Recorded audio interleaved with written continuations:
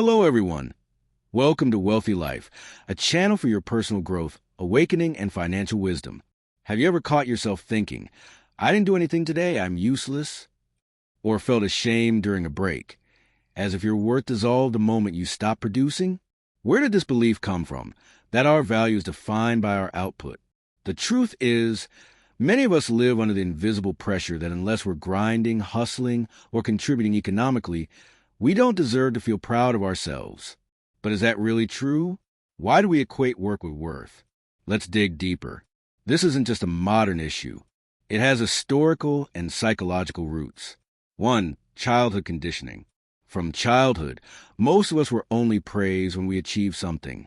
You got an A, good job. You helped mom, such a good girl. You're the best player on the team. We learn early that our value is earned through performance, not inherent in our being. We become addicted to proving ourselves. 2. Societal systems. In capitalist societies, we're often seen through the lens of economic value. If you're not producing something measurable like sales, content, or revenue, you're not contributing. Stay-at-home parents, caregivers, artists, and those recovering from illness are often overlooked, even though they're doing deeply valuable work. 3. Cultural beliefs. In Asian societies, there's an implicit belief in repaying others' contribution, where one proves their worth by being useful to others, especially parents. In the West, the Protestant work ethic says, idle hands are the devil's tools. Together, these create a sense of guilt for simply resting or being. 4. Modern burnout culture. Social media glorifies hustle. Rise and grind. You sleep? I work. No days off. We end up measuring our lives in likes, job titles, and side hustles. And yet, mental health issues are surging, not because people are lazy, but because they're exhausted from trying to prove they matter. But what if your worth isn't tied to your work? Picture a newborn baby. They can't talk, walk, or work, yet we love them deeply just for existing. So, what changes as we grow? The answer, nothing should, but society tells us otherwise. And it's time to unlearn that. Viktor Frankl, a psychiatrist who survived Nazi concentration camps, observed how people found meaning even when stripped of jobs, possessions, or freedom. In Man's Search for Meaning, he wrote, life is never made unbearable by circumstances, but only by lack of meaning and purpose.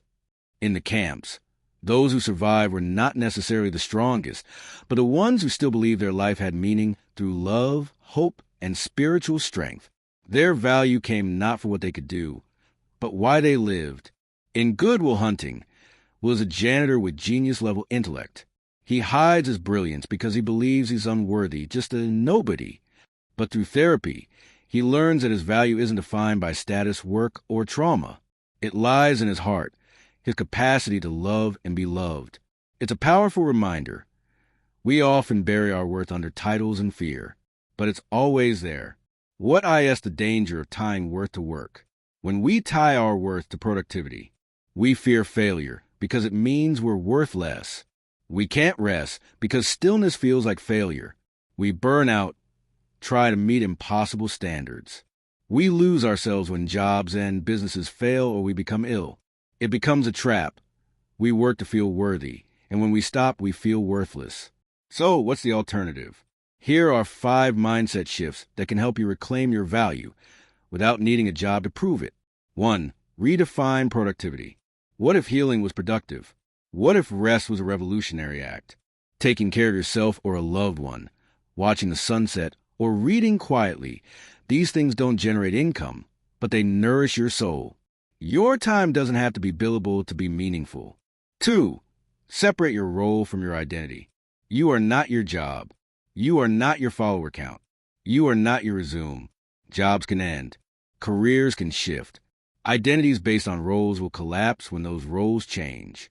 You are a whole being, a friend, a listener, a dreamer, a learner, a child of the universe. Your value is not tied to how many tasks you complete. 3.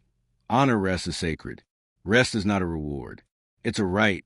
In the NAP ministry, Tricia Hersey calls rest a form of resistance in a culture that demands constant output. She writes, you are not a machine. Stop grinding. Start reclaiming your body and time. Try this. Take a nap without guilt. Walk in silence without a podcast. Do nothing and let it be enough. For find meaning, not just metrics. People who feel deeply fulfilled often say their lives are meaningful, not just busy. You can find meaning in small things. Caring for your dog, supporting a friend through grief, creating something that nobody sees. Your purpose doesn't have to scale.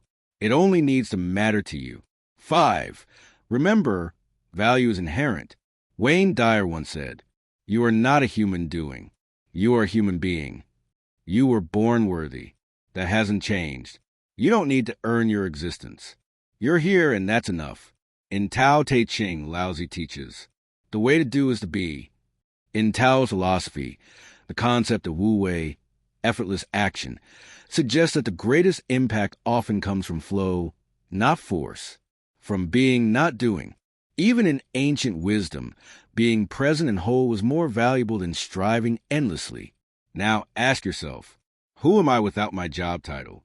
What brings me peace, even when no one applauds? If I stop doing for a moment, what part of me still feels alive? These questions won't always be comfortable, but the answers will lead you back to your core, where your value has always lived.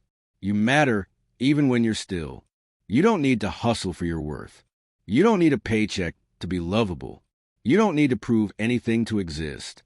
Let go of the myth that work equivalent to your worth. You are already enough simply by being, and that truth is more powerful than any title you could ever earn. Don't forget to subscribe our channel, like and share the video.